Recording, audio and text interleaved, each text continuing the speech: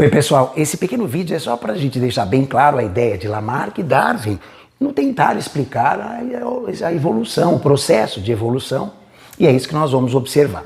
Pessoal, para Lamarck, o ambiente era tão forte que ele impunha uma modificação no organismo. Então o ambiente exercia uma força grande sobre um organismo para que ele sofresse uma modificação para poder adaptar-se e sobreviver a esse ambiente. Então toda vez que a gente pensar em Lamarck, nós pensamos uma imposição.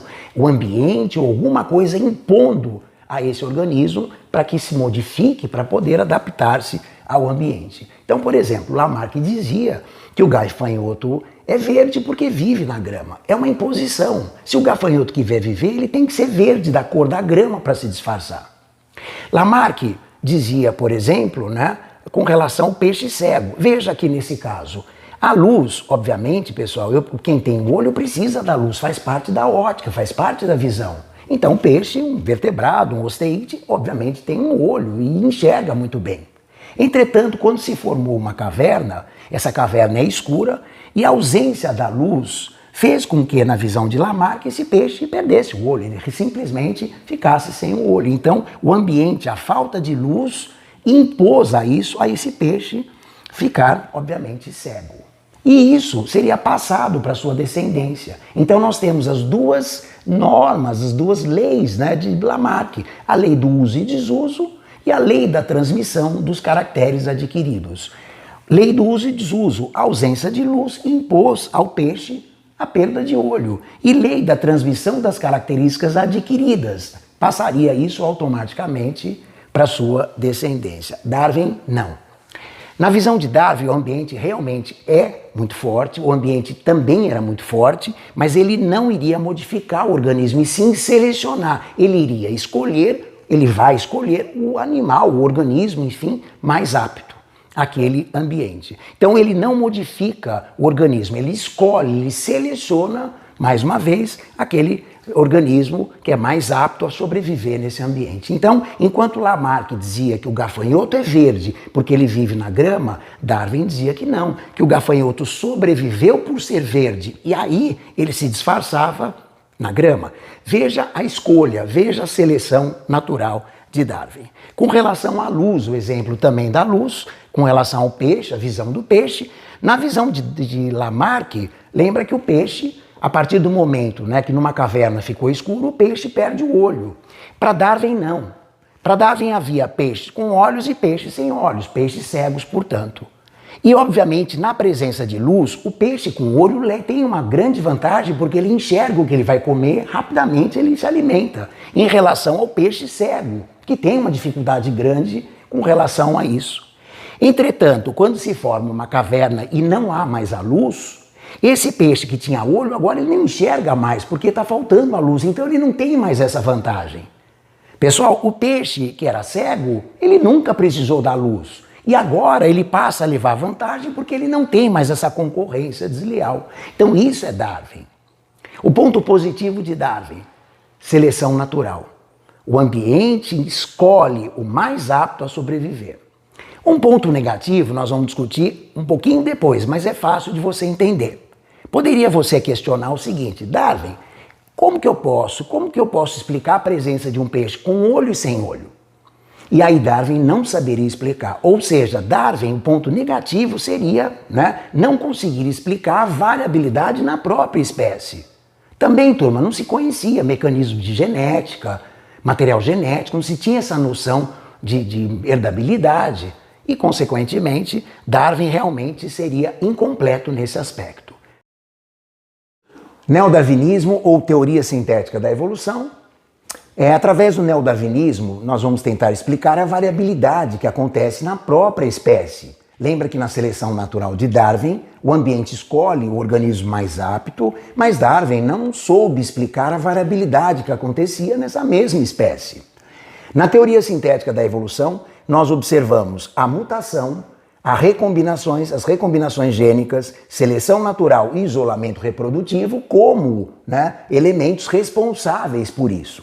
Então veja, mutação e a recombinação gênica são os principais fatores de variabilidade. A mutação, que é essa modificação do material genético, é a principal ferramenta do processo evolutivo. Seleção natural e isolamento reprodutivo são fatores de adaptação. Então, olhando para cá, nós percebemos que essa variabilidade ela acontece graças a mutações e recombinações gênicas que acontecem espontaneamente. Essa variabilidade ela pode, de alguma maneira, ser vantajosa.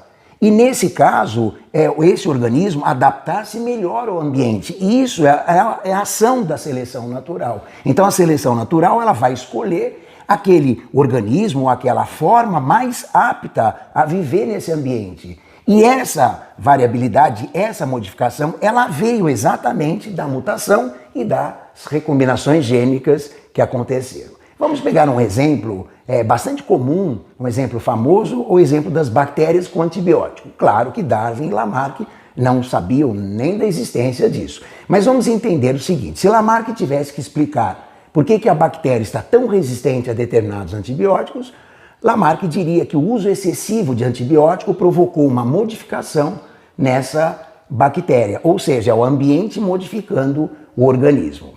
Darwin diria que havia dois tipos de bactérias, uma bactéria mais resistente e uma bactéria menos resistente. O uso do antibiótico eliminou as bactérias menos resistentes e selecionou as bactérias mais resistentes. No darwinismo, nós entendemos que essa bactéria sofreu, uma bactéria que sofre um processo de mutação e que essa mutação ela vai favorecer a uma neutralização ou uma maior resistência a esse antibiótico. E claro, o uso exagerado, o uso indevido acaba selecionando essas bactérias que são mais resistentes e, consequentemente, é o que nós observamos hoje, essa grande resistência das bactérias aos antibióticos. Então, lembrar sempre que no neodarwinismo nós temos que considerar mutação, recombinação gênica, seleção natural e o isolamento reprodutivo. O isolamento reprodutivo nós vamos falar a seguir. O isolamento reprodutivo é muito importante para nós entendermos a formação de novas espécies.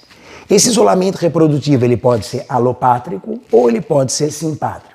Vamos observar o seguinte, no isolamento reprodutivo alopátrico, nós observamos um grupo de organismos que vivem numa mesma área. Por algum motivo, esse grupo vai se separar, há uma formação de uma barreira, um isolamento que nós chamamos geográfico, impedindo o contato entre esses dois grupos.